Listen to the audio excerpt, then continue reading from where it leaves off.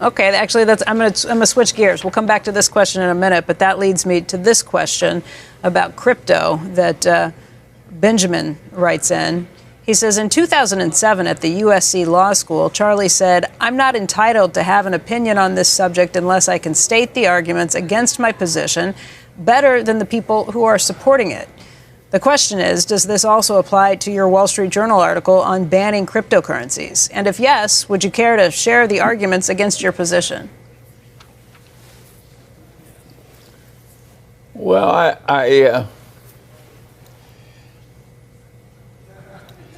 don't think there are good arguments against my position. I think the people that oppose my position are idiots. And so I don't think there is a rational argument against my position. This is an incredible thing. Naturally, people like to run gambling casinos where other people lose.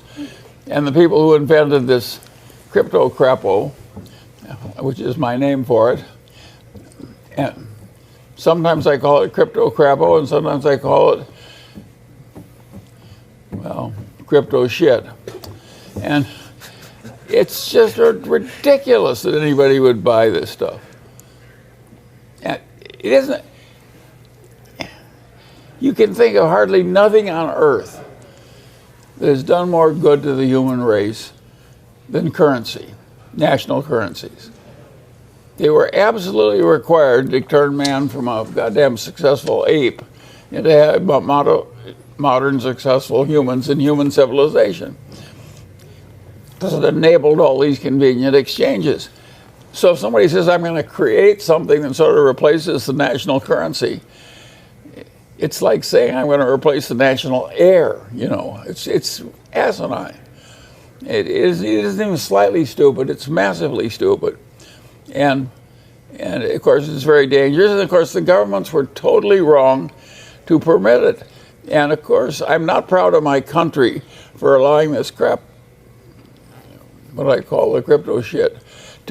It's worthless, it's no good, it's crazy, it'll do nothing but harm, it's antisocial to allow it. And the guy who made the correct decision on this is the Chinese leader.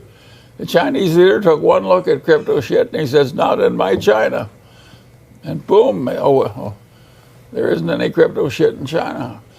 He's right and we're wrong. And there is no good argument on the other side. I can't supply it. So does that counter what you said back at USC?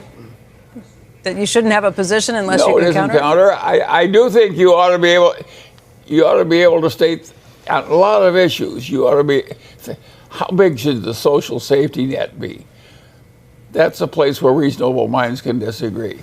And you should be able to state the case on the other side about as well as the case you believe in.